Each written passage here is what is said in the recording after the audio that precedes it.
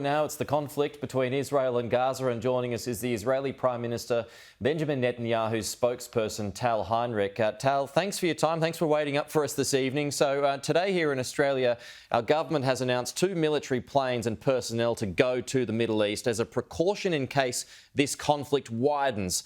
What are the chances of that happening in your view? We certainly hope this doesn't turn into an all-out war with different adversaries across the region, not with Iran and not with a different Iranian proxy, Hezbollah, up in the north. Right now, we are focused on fighting Hamas, the terrorist organization that dragged us into this war when they massacred, when they butchered our people on October 7th. But just like our Prime Minister, Benjamin Netanyahu, said, like President Biden said, they told our enemies on other fronts, don't test us, don't try us, because if Israel is needed to act on other fronts, we will act decisively and judiciously, and we will make sure that our citizens are safe and secure. Our Prime Minister has not spoken with your Prime Minister. You're understandably very busy, but there is a huge Jewish population here with relatives in Israel. Why no call?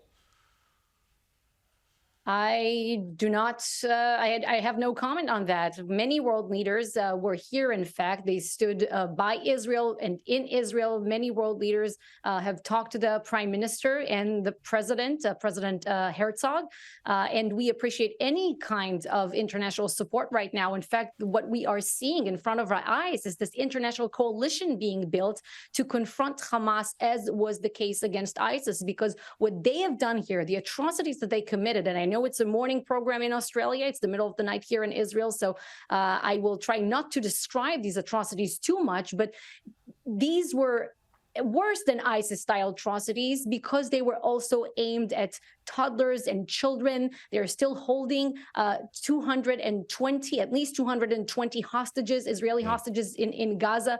And again, one more reason of why they are worse than ISIS is because they have a state sponsor behind them, which is Iran. They provide more than 93% of Hamas's budget. But government to government, is there any disappointment on your part that a senior Australian government minister has not visited Israel, despite vocally supporting you?